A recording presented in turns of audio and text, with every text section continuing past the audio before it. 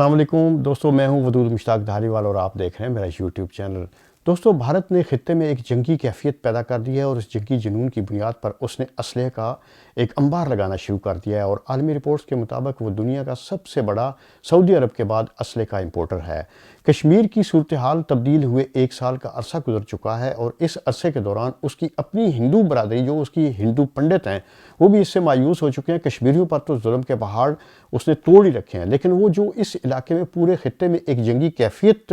یا تناؤ اس نے پیدا کر دیا، اس کے بارے میں ابھی آپ کو تفصیلات بتانے جا رہا ہوں۔ میری آپ سے گزارش ہوگی کہ میرے اس چینل کو سبسکرائب کریں، لائک کریں اور شیئر کریں۔ کشمیر کی صورتحال ہے، اس کو ہم اگر مد نظر رکھیں تو 5 اگست کو 1 سال ہونے کو جا رہا ہے اور اس 1 سال کے دوران جو بھارتی پنڈت ہیں، جو ہندو ہیں، وہاں کی جو لوگ جن کو حکومت کے ساتھ وعدے کیے گئے تھے، انہوں نے شدید ترین مایوسی کا اظہار کیا ہے اور ان کا یہ کہنا ہے کہ بھارت نے ہمیں جھانسا دیا ہے اور بھارتی حکومت نے ان کو ایک فراڈ کے ذریعے ایک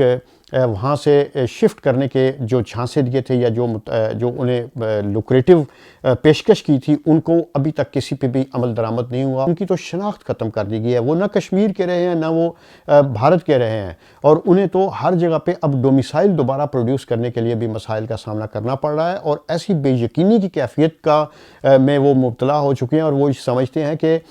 جو کشمیر کے اندر مسلمان برادری ان کے ساتھ، جس کے ساتھ وہ پہلے سے رہ رہے تھے، اگر اسی کے ساتھ ہی وہ رہ رہے ہوتے اور ہندوستان کی اس حکومت کے جھانسے میں نہ آتے اور وہ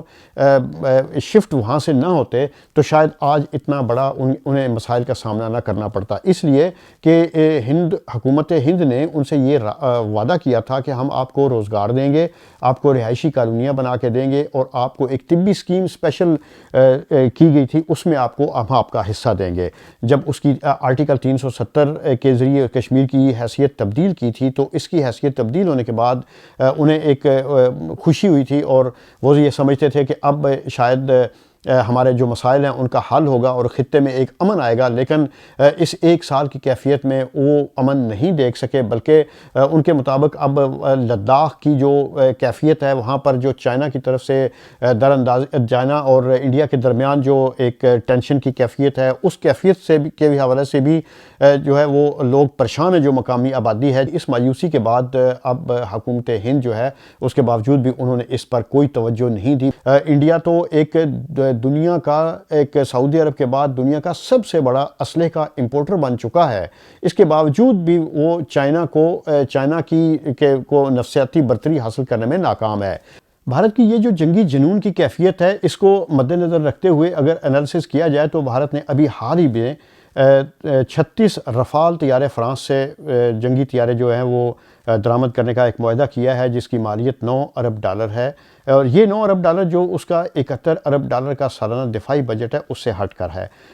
اس رفال طیارے کے ساتھ ساتھ اس کی یہ بھی کوشش ہے کہ وہ ایک ہیمر میزائل ہیں وہ بھی اس کے لیے خرید سکے۔ اگر ہیمر میزائل کو ان طیاروں کے ساتھ فٹ کیا جاتا ہے تو ان کی جو مار کی رینج ہے وہ ہے 70 کلومیٹر۔ تو اس کا مطلب یہ ہے کہ بھارت اپنے 7 پڑوسیوں جن کے ساتھ اس کی کشیدگی ہے، نیپال ہے، بنگلہ دیش ہے، پاکستان، چائنا اور دیگر افغانستان اور اس طرح کے اور جو ممالک ہیں، تو ان تمام کے تمام پڑوسیوں کے ساتھ وہ اپنی ایک نفسیاتی برتری اور ایک جنگی کیفیت اور جنگی جنون جو ہے وہ جاری رکھنا چاہتا ہے۔ انڈیا کا دفاعی بجٹ سالانہ $71 ارب ہے، جبکہ چین کا دفاعی بجٹ $261 ارب ہے اور انڈین فوج جو ہے وہ 14,44,000 ہے، جبکہ چائنا کی فوج 22 لاکھ ہے۔ انڈیا کے پاس جنگی طیارے 2,123 ہیں، جبکہ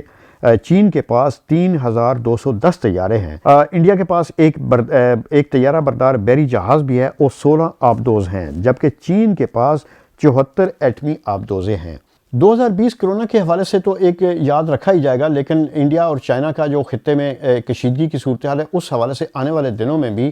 دفاعی اور سیاسی ماہرین کا یہ کہنا ہے کہ وہاں خطے میں مزید کشیدگی بڑھ جانے کا امکان ہے اور اگر یہ کشیدگی اسی طرح بڑھتی چلی گئی تو 2020 اس لحاظ سے بھی ایک تاریخی اور یادگار سال بن جانے کی ایک توقع ہے۔ چین اور انڈیا کی سرحد اگر دیکھی جائے تو 3800 کلومیٹر آپس میں ہے اور یہ ساری کی ساری تقریباً ہمالیہ کے پہاڑوں پر ہے، اور پاکستان اور انڈیا کی سرحد جو ہے اس کی لمبائی 3323 کلومیٹر ہے اور نیپال کی 1751، میانمار جو ہے وہ 1643، بھوٹان